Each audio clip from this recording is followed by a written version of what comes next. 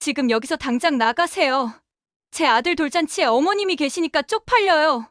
제가 정성스럽게 준비한 돌복을 마구잡이로 찢으며 소리치는 며느리의 날선 목소리에 저는 가슴이 무너졌습니다. 그 순간 저는 깨달았습니다. 아, 내가 지금까지 얼마나 순진했구나. 이 아이의 진짜 모습을 이제야 보게 되었구나 하고 말이죠. 사실 조짐은 이미 오래전부터 있었습니다.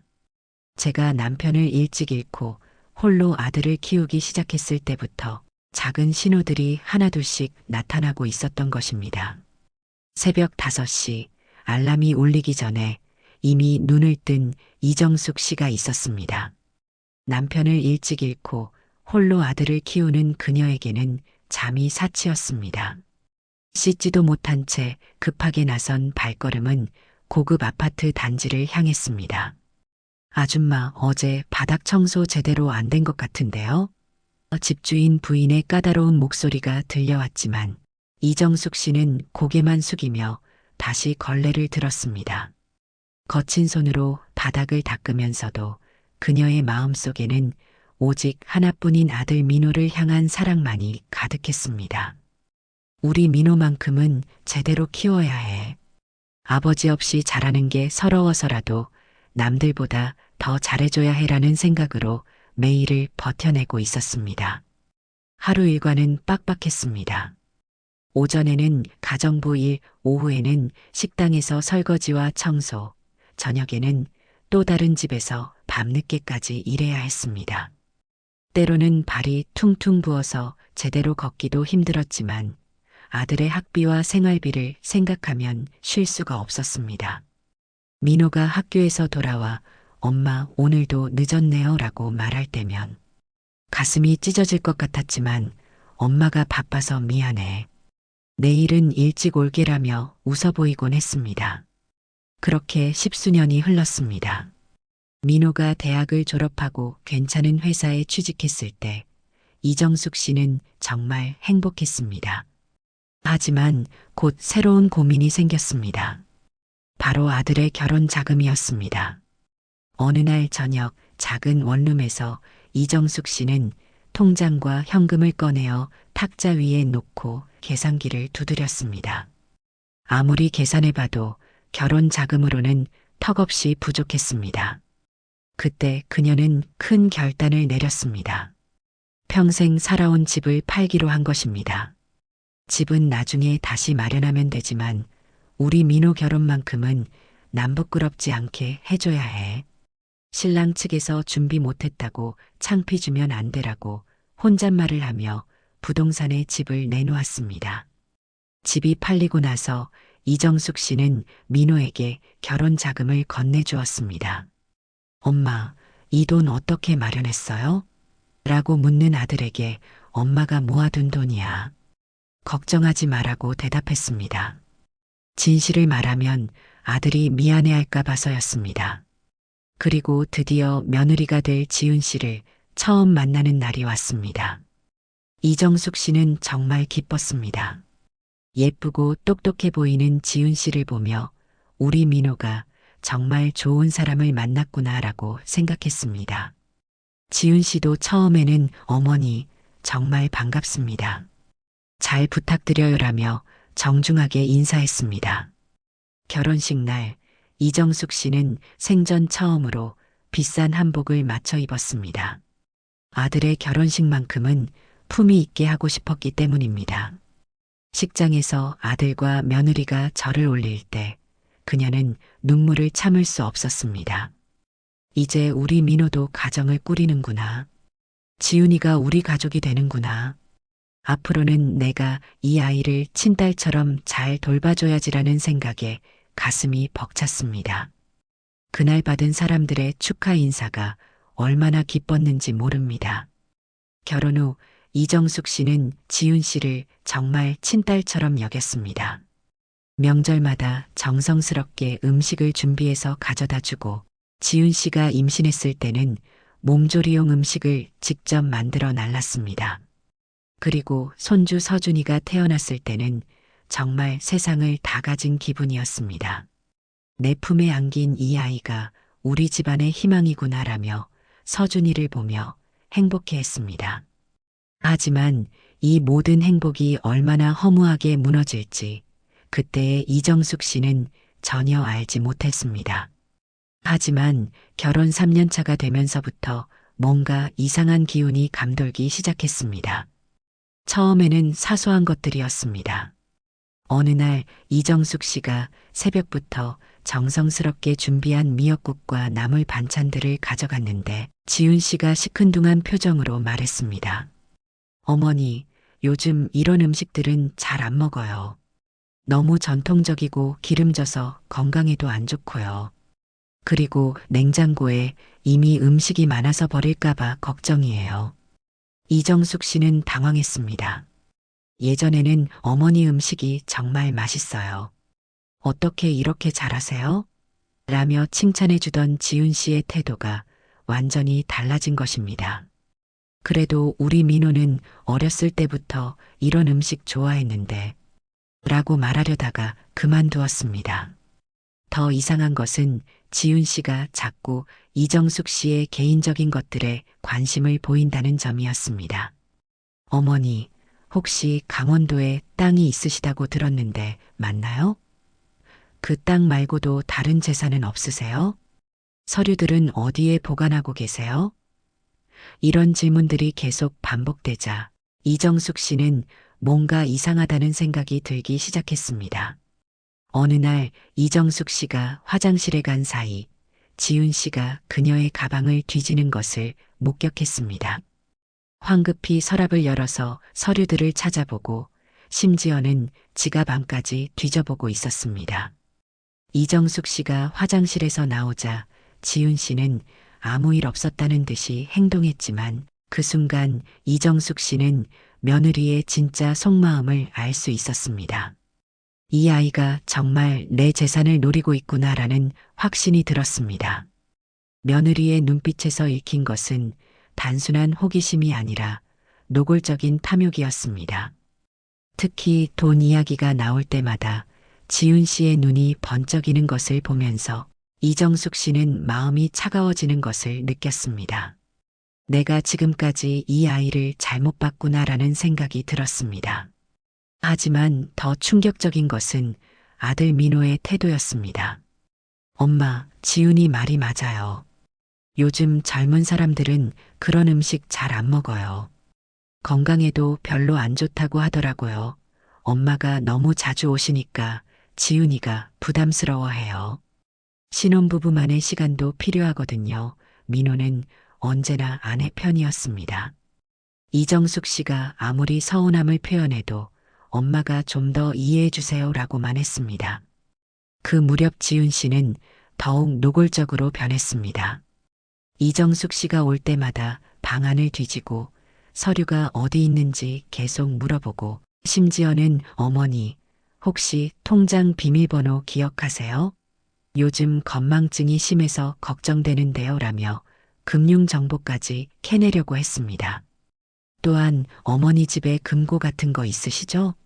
중요한 서류들 어디에 보관하세요? 라며 집요하게 물어봤습니다. 이정숙 씨는 이제 확신했습니다. 며느리가 자신의 재산을 노리고 있다는 것을. 하지만 손주를 생각해서라도 당장 문제를 일으키고 싶지 않았습니다. 조금만 더 참자. 혹시 내가 오해하는 건 아닐까라며 자신을 달랬지만 지훈 씨의 행동은 날이 갈수록 더욱 노골적이 되어갔습니다. 그렇게 시간이 흘러 손주 서준이의 첫 번째 생일이 다가왔습니다. 이정숙 씨는 이날을 위해 특별한 선물을 준비하고 있었습니다. 바로 자신이 시집 올 때 시어머니로부터 물려받은 비단으로 직접 지은 전통 돌복이었습니다. 그 비단은 정말 귀한 것이었습니다. 화려한 색깔의 금실로 수놓은 무늬들이 정성스럽게 새겨져 있었고 이정숙 씨는 며칠 밤을 새워가며 한 땀 한 땀 정성을 들여 돌복을 완성했습니다. 우리 서준이 돌잔치에 이걸 입히면 얼마나 예쁠까라며 설레는 마음으로 바느질했습니다. 그 과정에서도 예전에 우리 민호 돌잔치 때도 이런 돌복을 입혔는데 그때가 참 좋았지라며 추억에 잠기기도 했습니다. 돌잔치 당일 이정숙 씨는 가슴이 두근거리는 마음으로 돌복을 곱게 포장해서 들고 갔습니다. 하지만 도착하자마자 분위기가 이상했습니다. 지훈 씨가 준비한 돌잔치는 화려하고 비싸 보이는 장식들로 가득했고 서준이는 이미 수입 브랜드의 비싼 실크 옷을 입고 있었습니다. 어머니 오셨어요. 그런데 그건 뭐예요? 지훈 씨가 이정숙 씨가 들고 온 포장을 보며 시큰둥하게 물었습니다. 아, 이건 서준이 돌복이야. 내가 직접 만든 거야. 이정숙 씨가 자랑스럽게 말하며 포장을 풀어서 보여주었습니다. 그런데 예상치 못한 일이 벌어졌습니다. 서준이가 지훈 씨가 입혀준 비싼 옷을 벗어던지고 할머니가 가져온 돌복만 입으려고 울기 시작한 것입니다. 할머니 옷 입을래. 아이가 워낙 울어서 할 수 없이 돌복을 입혀주었는데 그 순간 지훈 씨의 얼굴이 일그러졌습니다. 이게 뭐예요? 이런 촌스러운 걸 왜 가져오셨어요? 오늘 손님들이 얼마나 많은데. 이런 걸 입히면 어떡해요? 지훈 씨의 목소리가 점점 커졌습니다. 손님들이 다 듣고 있는 상황이었지만 그녀는 개의치 않는 것 같았습니다. 지훈아, 이건 우리 집안 대대로 내려오는. 이정숙 씨가 설명하려는 순간 지훈 씨가 갑자기 돌복을 잡아당기기 시작했습니다. 이런 거 필요 없어요. 그러더니 돌복을 거칠게 잡아당겨서 찢어버린 것입니다. 찢어지는 소리가 식당 전체에 울려 퍼졌습니다. 어머니, 지금 당장 나가세요. 분위기 망치지 마시고요. 제발 좀 눈치를 보세요. 모든 손님들이 보는 앞에서 지훈 씨가 소리쳤습니다. 그 순간 이정숙 씨의 마음속에서 무언가가 완전히 무너져 내렸습니다. 평생을 바쳐 키운 아들이 그리고 친딸처럼 여겼던 며느리가 자신을 이렇게 대하다니. 손님들의 시선이 모두 자신에게 쏠려 있는 것도 견디기 힘들었습니다. 결국 이정숙 씨는 찢어진 돌복 조각들을 주워 담고 돌잔치장을 나왔습니다. 혼자서 어둠 속 거리를 걸어가며 그녀는 눈물을 흘렸습니다. 내가 지금까지 뭘 한 거지? 내 인생을 다 바쳐서 키운 아들이 나를 이렇게 대해도 되는 건가? 내가 이렇게 무시당해도 되는 건가? 그날 밤 작은 원룸에 돌아온 이정숙 씨는 찢어진 돌복 조각들을 바라보며 처음으로 복수를 다짐했습니다.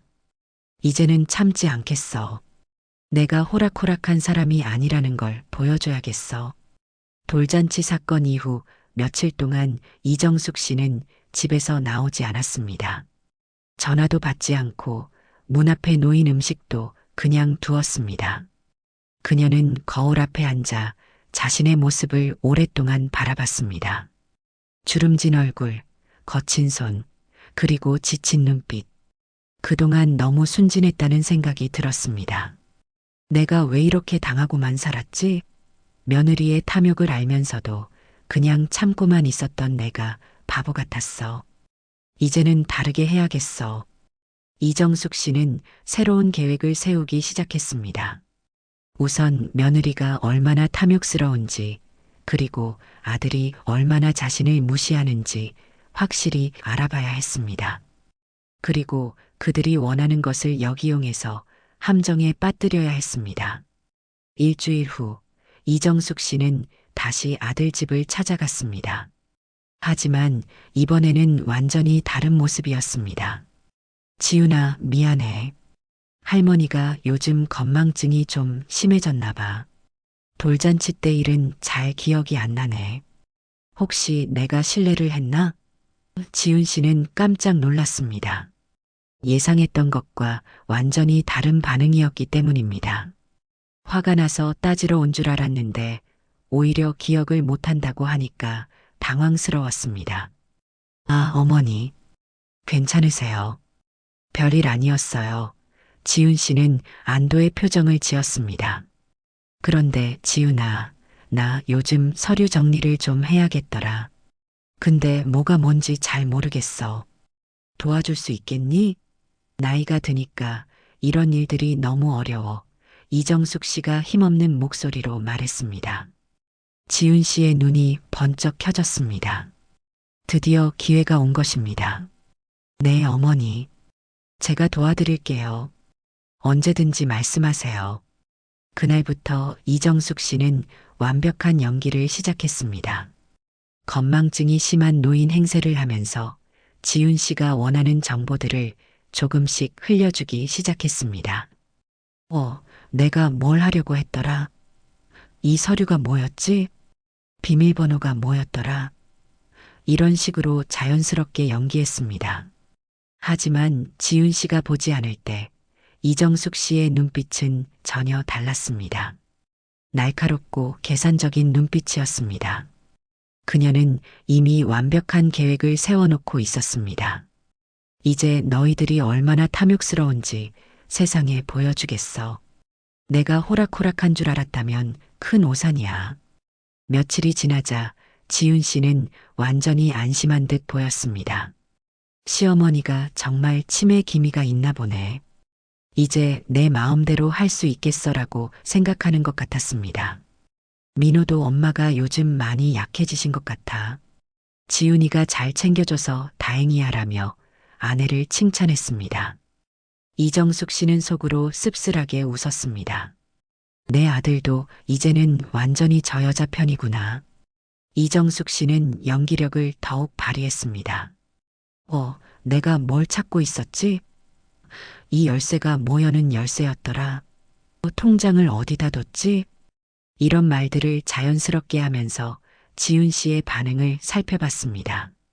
지훈 씨는 그때마다 눈을 반짝이며 어머니, 제가 도와드릴게요라고 나섰습니다. 이정숙 씨의 연기는 완벽했습니다. 그녀는 마치 정말 치매에 걸린 것처럼 행동하면서도 지훈 씨가 원하는 정보들을 교묘하게 흘려주기 시작했습니다. 지훈아, 이 서류들이 뭔지 모르겠어. 너가 한번 봐줄래? 내가 요즘 머리가 너무 안 돌아가서. 이정숙 씨가 건넨 서류들을 보며 지훈 씨는 흥분을 감추지 못했습니다. 그 안에는 부동산 관련 서류들과 각종 증서들이 들어 있었습니다. 하지만 지훈 씨가 모르는 것은 그 서류들이 모두 가짜였다는 사실입니다. 이정숙 씨가 일부러 준비한 무가치한 문서들이었습니다. 어머니, 이 서류들 정말 중요한 것 같은데요. 혹시 도장은 어디에 보관하고 계세요? 지훈 씨가 조심스럽게 물어봤습니다. 도장? 서랍 어딘가에 있을 텐데. 찾기가 힘들어.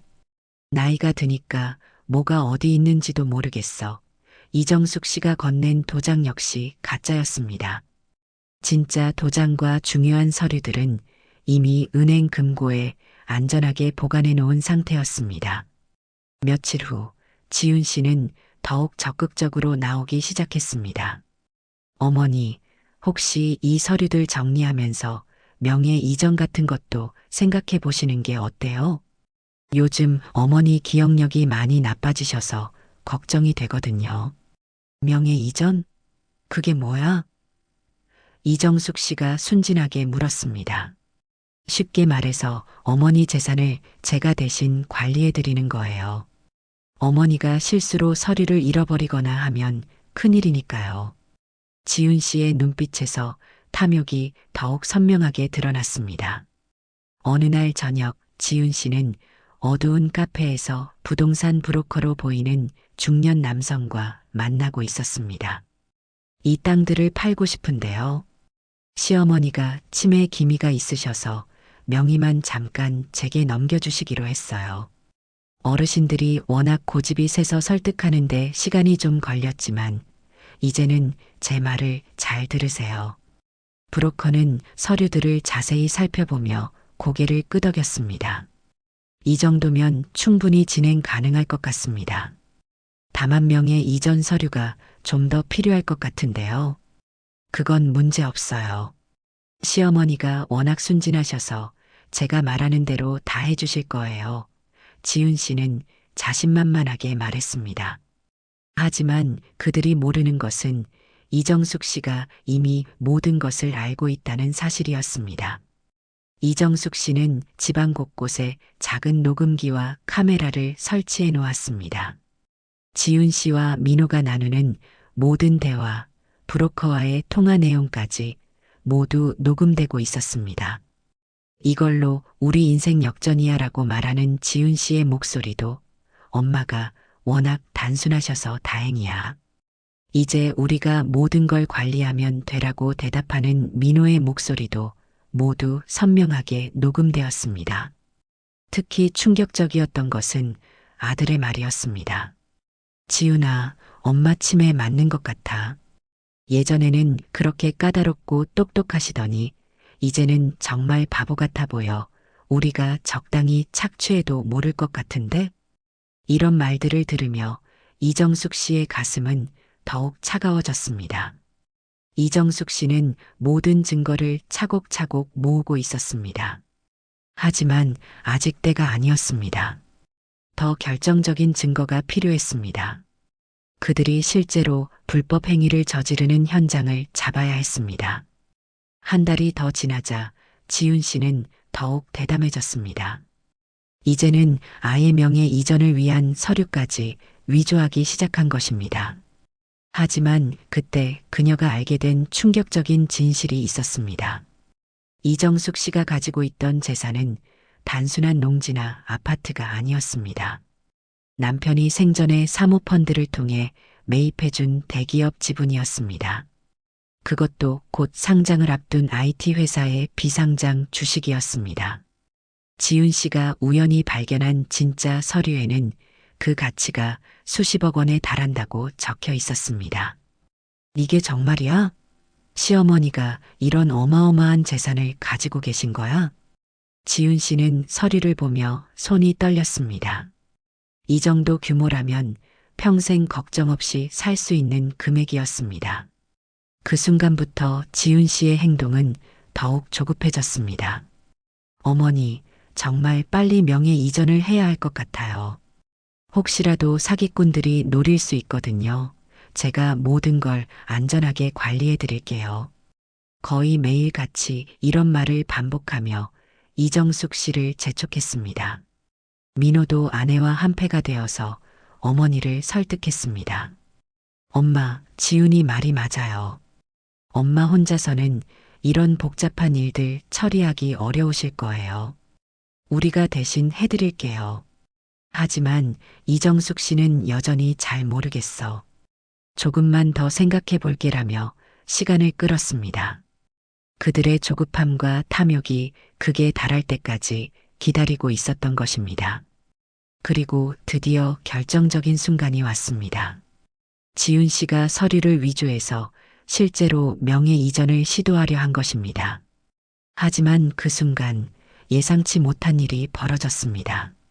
어느 날 새벽 지훈 씨의 집 앞에 경찰차들이 나타났습니다. 한지훈 씨 사기 미수 및 문서 위조 혐의로 체포합니다. 지훈 씨는 수갑을 차고 끌려나가면서도 믿을 수 없다는 표정이었습니다. 이게 무슨 일이에요? 시어머니가 다 동의하신 일인데요. 치매 걸린 시어머니가 저한테 재산 관리를 맡기신 거라고요. 하지만 경찰은 이정숙 씨가 제출한 모든 증거를 가지고 있었습니다. 녹음 파일, 영상 자료, 위조된 서류들, 브로커와의 통화 내용까지 모든 것이 완벽하게 정리되어 있었습니다. 피고인이 피해자의 치매를 이용해 재산을 가로채려 했다는 증거가 명확합니다. 또한 피해자는 치매가 아니며 모든 상황을 인지하고 있었습니다. 지훈 씨와 민호는 그제서야 자신들이 완전히 속았다는 것을 깨달았습니다. 이정숙 씨의 치매 연기는 완벽한 함정이었던 것입니다. 창문 너머로 이 모든 광경을 지켜보던 이정숙 씨의 표정은 복잡했습니다. 복수는 성공했지만 마음 한편으로는 허전함도 느껴졌습니다. 내가 정말 이런 일을 해야 했을까? 하지만 저들이 먼저 나를 배신했잖아. 언론은 이 사건을 대대적으로 보도했습니다.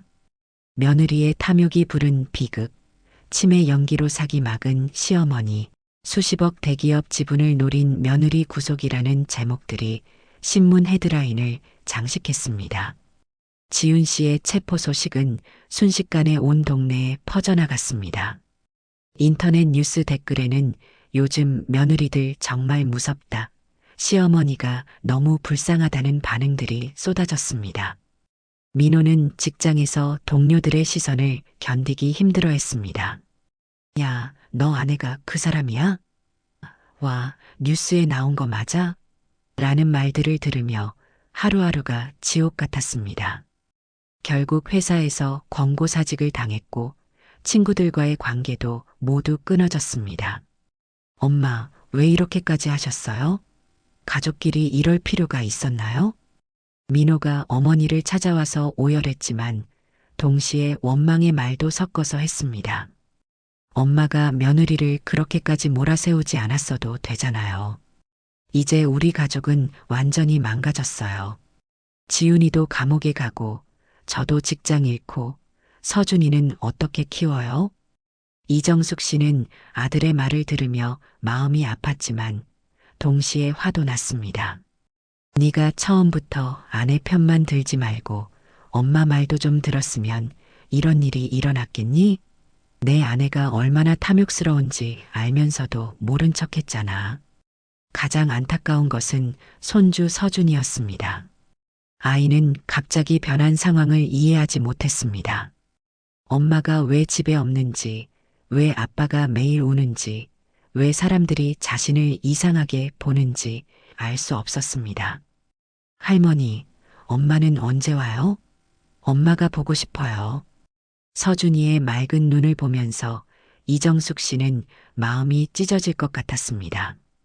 복수는 성공했지만 그 대가로 모든 것을 잃은 것만 같았습니다. 무엇보다 순진한 손주까지 피해를 입게 된 것이 가장 마음 아팠습니다. 밤에 혼자 있을 때면 이정숙 씨는 자꾸 눈물이 났습니다. 내가 너무 심하게 한 건 아닐까? 하지만 저들이 먼저 나를 속이고 배신했는데 혼자 앉아서 가족 사진들을 바라보며 이정숙 씨는 생각했습니다. 내가 원했던 게 정말 이런 것이었을까? 승리감보다는 공허함이 더 컸습니다. 가족이 완전히 해체되어 버린 상황에서 혼자 남은 자신이 초라하게 느껴졌습니다. 그 무렵 지훈 씨는 구치소에서 면회를 요청해 왔습니다. 시어머니를 만나고 싶다고 했습니다. 하지만 이정숙 씨는 거절했습니다. 이제 와서 뭘 말하겠다는 거야? 이미 늦었어. 언론의 관심도 점점 시들해졌습니다. 다른 더 자극적인 사건들이 터지면서 사람들은 이 일을 잊어갔습니다. 하지만 당사자들에게는 여전히 현재 진행형인 고통이었습니다. 지훈 씨는 결국 3년의 실형을 선고받았습니다. 법정에서 시어머니께 진심으로 사과드립니다. 제가 너무 욕심을 부렸습니다라고 말했지만 이미 모든 것이 늦어버린 후였습니다. 그로부터 6개월이 지났습니다. 민호는 여러 차례 어머니를 찾아왔지만 처음에는 서로 대화조차 제대로 하지 못했습니다. 하지만 시간이 지나면서 조금씩 마음의 문이 열리기 시작했습니다. 엄마, 저도 잘못했어요. 지훈이의 탐욕을 알면서도 막지 못했어요. 그리고 엄마를 무시한 것도 정말 잘못했고요.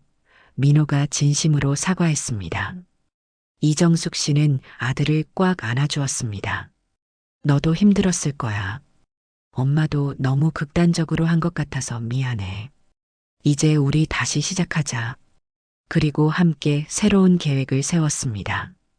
우선 민호가 새로운 직장을 구할 수 있도록 도와주고 서준이를 함께 키우기로 했습니다. 가장 큰 변화는 서준이와의 관계였습니다. 이정숙 씨는 손주를 돌보며 진짜 웃음을 되찾았습니다. 법원에서 친권 일부를 인정받아 아들과 함께 서준이를 키우기로 결정했습니다. 할머니, 이거 봐요. 제가 그린 그림이에요. 서준이가 건넨 그림을 보며 이정숙 씨는 문득 자신의 어린 시절 꿈을 떠올렸습니다. 그림을 그리는 것이 어릴 때 꿈이었지만 생활고 때문에 포기했던 꿈이었습니다. 나도 다시 시작해볼까? 이제 나이가 많긴 하지만 이정숙 씨는 용기를 내서 미술학원에 등록했습니다. 처음에는 서툴렀지만 오랜 세월 억눌러왔던 창작 욕구가 분출되기 시작했습니다. 특히 손주와 함께 그림을 그리는 시간이 가장 행복했습니다. 한편으로는 자신이 가진 재산으로 좋은 일도 하고 싶었습니다. 어려운 환경에서 아이를 키우는 한부모 가정들을 돕는 재단을 설립하기로 했습니다. 1년 후 이정숙 재단 개소식이 열렸습니다. 이정숙 씨는 정중한 옷차림을 하고 테이프 커팅을 하며 말했습니다. 저처럼 어려운 환경에서 아이를 키우는 분들에게 조금이나마 도움이 되고 싶습니다. 모든 아이들이 사랑받으며 자랄 수 있기를 바랍니다. 언론에서도 이를 긍정적으로 보도했습니다. 복수보다 용서를 선택한 시어머니, 재산을 사회에 환원하는 노인이라는 제목으로 기사가 나갔습니다. 이정숙 씨의 그림 실력도 놀라울 정도로 늘었습니다. 미술 선생님은 이렇게 빨리 늘 줄 몰랐다며 감탄했습니다. 특히 가족을 그린 그림들이 감동적이었습니다. 2년 후 이정숙 씨의 첫 번째 개인전이 열렸습니다. 늦은 시작, 새로운 희망이라는 제목의 전시회에는 많은 사람들이 찾아왔습니다. 전시장에서 이정숙 씨는 자신의 그림들을 바라보며 뿌듯함을 느꼈습니다. 나도 이런 일을 할 수 있구나. 나이가 들어도 새로운 시작이 가능하구나. 전시회 개막식에는 민호와 서준이도 함께했습니다. 할머니 그림 정말 예뻐요. 라고 말하는 손주를 보며 이정숙 씨는 행복했습니다. 관람객 중 한 명이 말했습니다. 이 그림들에서 진짜 사랑이 느껴져요. 힘든 시간을 겪으신 분의 그림 같은데 그래서 더 따뜻하게 느껴지는 것 같아요. 이정숙 씨는 이제 완전히 다른 사람이 되었습니다. 복수에 사로잡혔던 과거의 자신은 없었습니다. 대신 새로운 꿈을 향해 달려가는 활기찬 노인이 되었습니다. 지훈 씨도 감옥에서 편지를 보내왔습니다. 시어머니께 진심으로 사과드립니다. 출소하면 새 사람이 되어서 살겠습니다라는 내용이었습니다. 이정숙 씨는 그 편지를 읽고 답장을 보냈습니다. 모든 사람은 새로운 기회를 가질 자격이 있어요. 출소하면 서준이도 만나고 우리 모두 새로운 시작을 해요. 복수가 아닌 용서와 새로운 시작. 그것이 이정숙 씨가 찾은 진짜 행복이었습니다.